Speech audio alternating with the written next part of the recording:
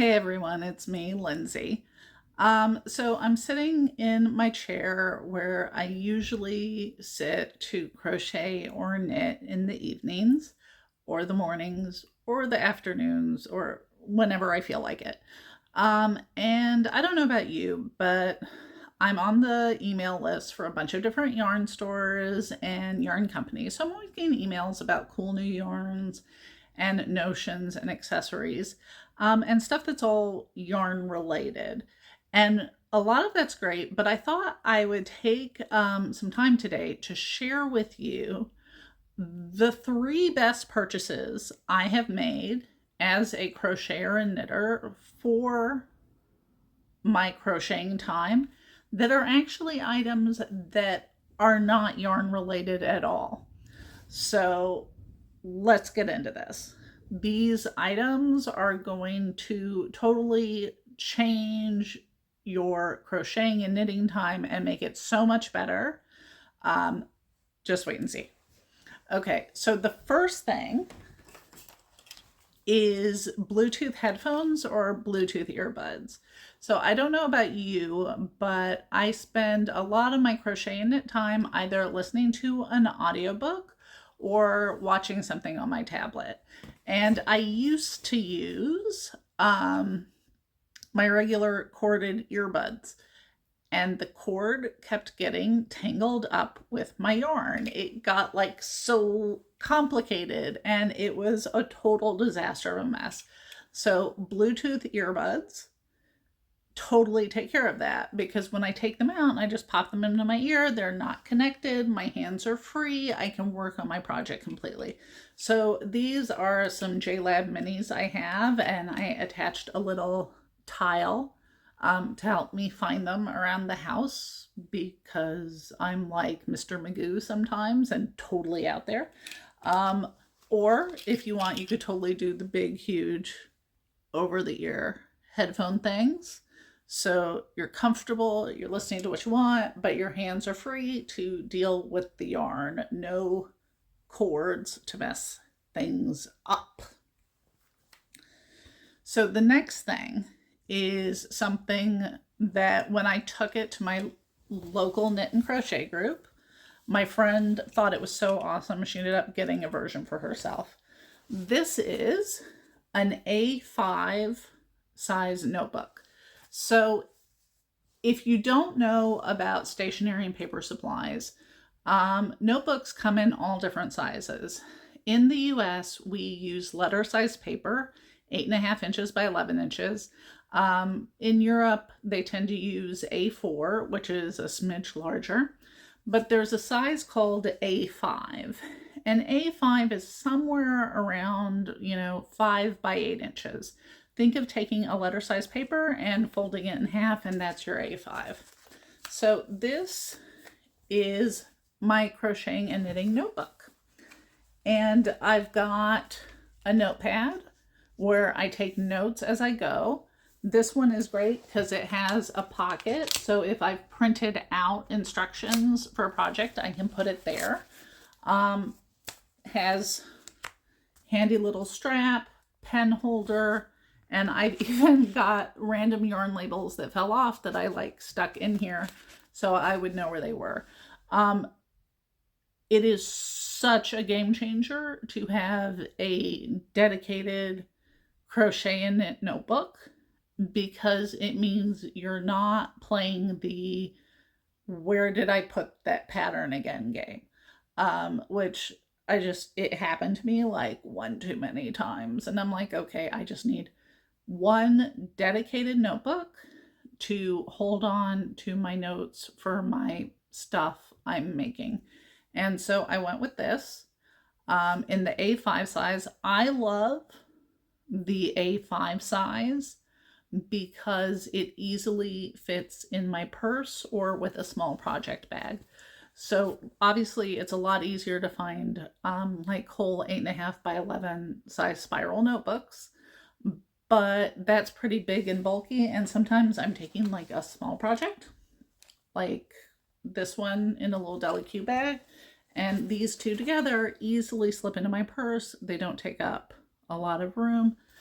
And I know where my notes are. And when I need to know if that was supposed to be a double crochet or a treble or like a chain two, it's all right here. And I don't have to guess. And I don't have to launch on like an exploration of my entire house to find that one sheet of paper because it's in the notebook. So yeah, and if you're worried about finding the notebook, you can get a Bluetooth tile tracker for that too. So the third thing that is something you might be surprised to learn that most crochet designers own is a scale. So this is advertised as a postal scale or a kitchen scale. And I make sure to get one that has grams. And you're probably like, why do you need a scale for your crocheting and knitting? Well, have you ever been working on a project and you're like, I really want to add a couple more rows, but I don't know if I have enough yarn, or like, I wonder if I have enough of this other color to put in a full stripe? A scale answers that question for me. So when I was working on a blanket for my daughter recently, let me throw up a photo of that. You'll see I had sections with stripes, like big fat stripes and little skinny stripes. And I wanted to go as far as I could and use up as much yarn as I could, but I didn't want to wind up at the end with half a stripe. So what I did midway through is I started weighing my yarn before I started a stripe and after I finished a stripe. And that told me how many grams of yarn I needed approximately to complete a whole block. And then when I was doing the skinny little transition rows, I weighed the yarn before I started the skinny little contrasting color transition, and I weighed the yarn after I finished it and fastened off that color. And that told me how much yarn it would take to do a skinny little transition row. And that way, as I was working, when I got to the point that I'm like, do I have enough yarn for another big fat stripe? I was able to like take the balls of yarn, throw it on the scale, look at the total and be like, oh yeah, I can do that. I did the same thing when I started working on the border. I weighed the yarn before I started the border, wrote that down, yes, in the notebook. The notebook is magic, people. And I weighed the yarn before I started the border. I did one round all around for the border. And then I weighed the yarn to see how much one round took. And that way, when I got to the point where I was like, do I have enough yarn for one more round? I weighed the yarn. I was like, yeah, no, I don't have enough. So I don't have to go and start working and get almost all the way around and find out that I'm going to lose yarn chicken, because that's just depressing. Instead, I was able to save myself all that, and you can save yourself all that stress by just having a scale, weigh it before a section, after section, and you'll have an idea of how many grams you need for like a stripe, a border round, something like that. And that way, like, you won't be playing yarn chicken. You'll know if you have enough. You'll know if you have enough to make a second one. Like, have you ever made a project and you have like a lot of yarn left over and you're like, I wonder if I have enough to make another set of coasters or another washcloth or another tote bag? Well, weigh the project you made. If that was like 152 grams, you know you're going to need about 152 grams to make another one. If you really want to be safe, like, bump it up by 10%. But it takes so much guesswork out of your crocheting and knitting.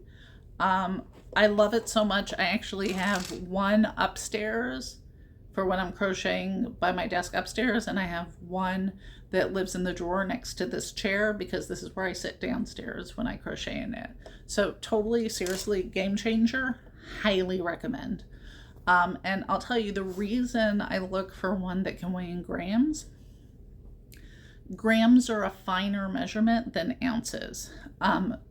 No shade to the imperial system of measurement, but a gram is a tinier amount, so you're going to be getting a more accurate measurement if you use the grams. So yes, totally highly recommend that. Get yourself a nice notebook with a cover where you can like put in any printouts and anything, keep it all in one spot, and definitely splurge on those cordless Bluetooth headphones or earbuds so that you can stitch while you watch or listen without getting your yarn tangled up on the cords. Let me know what other awesome household stuff you found good uses for it with your crochet and knitting. And maybe we'll do a follow-up with some of the awesome stuff that you guys have found works for you. Have a good one.